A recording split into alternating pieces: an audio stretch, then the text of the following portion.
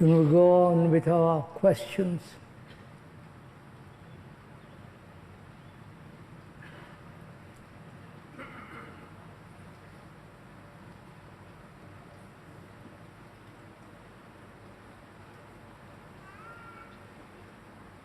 Let's forget for the moment the questions.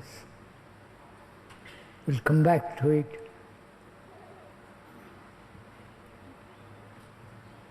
What is happening to all of us living in this world, which is quite terrible? If you have traveled at all, you will see the danger of traveling, airport explosions, terrorists, and all the rest of it. When you look at it all,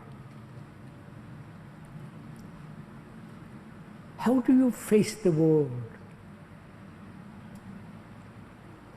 We may be old, but the coming generation, grandchildren, children, and so on, what's going to happen to them? Do you consider that at all? What's the future of the coming generation, of which you are part?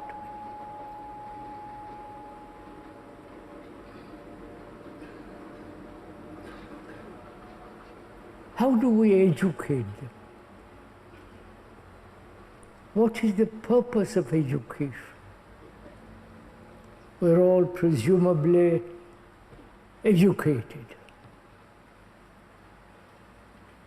We've been to school, college, university, if we are lucky. Or we have been educating ourselves by looking at all these events that are taking place in the world and learning from that. But that learning is very limited, very small, narrow. And if one had children and grandchildren, or great-great-grandchildren, how do we treat them? What is our response?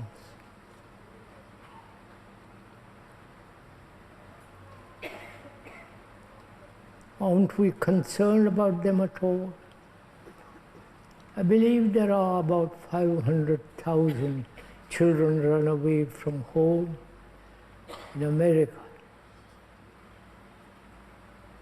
end up in New York and prostitution and all that. Do you understand what it all means? In a country like this, part of the rest of the world, there is no poverty. There are no slums. There are really, literally, no people starving.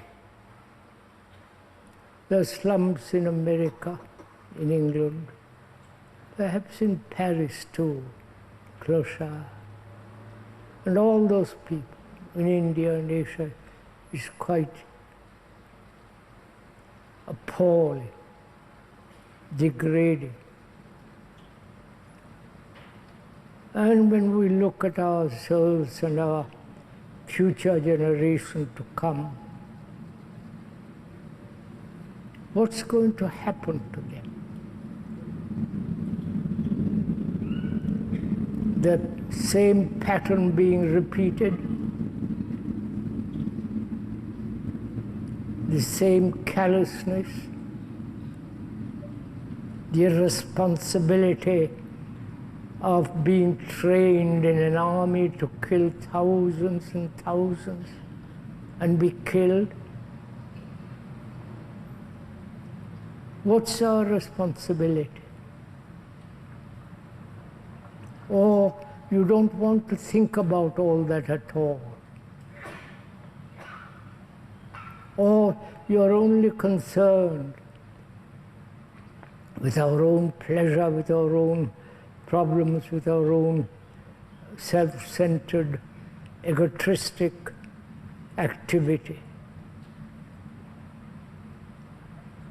This is really a very serious question. Frightening, agonizing.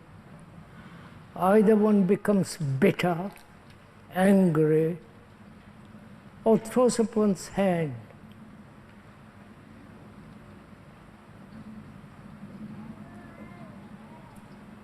And when you look at all this,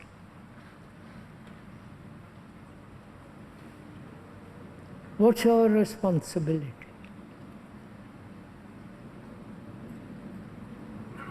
The agony of all that. You understand? What do we do?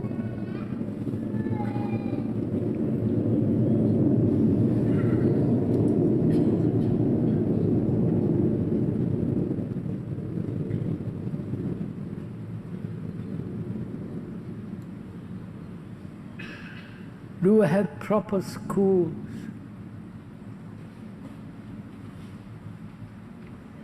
What place has knowledge in all this? Whether it be theoretical, physical knowledge, theoretical physicists, and so on. What relationship have we to all this? The tortures. Every country has indulged in tortures of other human beings. My mother may be tortured. You understand? My son, myself, not myself, I'm talking, may be tortured for some information, for some nationalistic, communistic,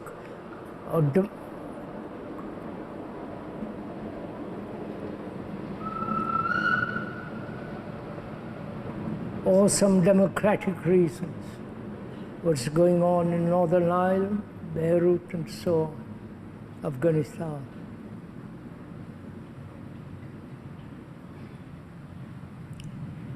Do we shed tears? Or not being able to do anything become cynical, bitter, and throw up our hands at all this? So we have to consider all these things, not merely our own progress, our own happiness, our own self-centered activity.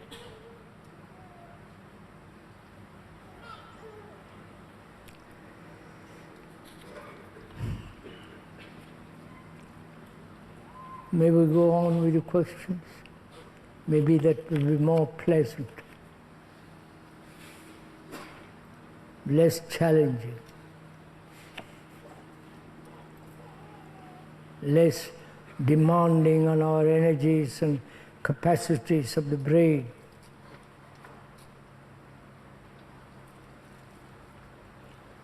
The brain has extraordinary capacity. If you have watched all the progress of the technological world, the amount of energy in the field of medicine, whether it's right or wrong, that's not our concern. In the field of technology, computers, surgery, eye operation, tremendous advancement. Incalculable advancement is going on and on and on.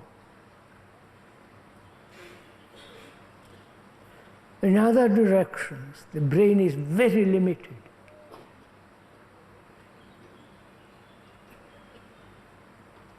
And that limitation is being used by the technological world. You know? We are being exploited ruthlessly. There is a whole African tribe that are being deliberately killed through starvation.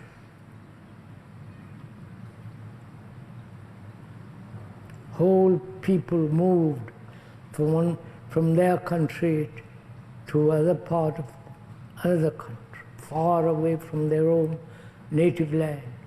The communists have done it. They're still doing it. There are concentration camps. Not only the concentration camps of tyrannies, but also the concentration camps of the gurus. Right? You don't mind my saying that? And the concentration camps of all the monks in the world.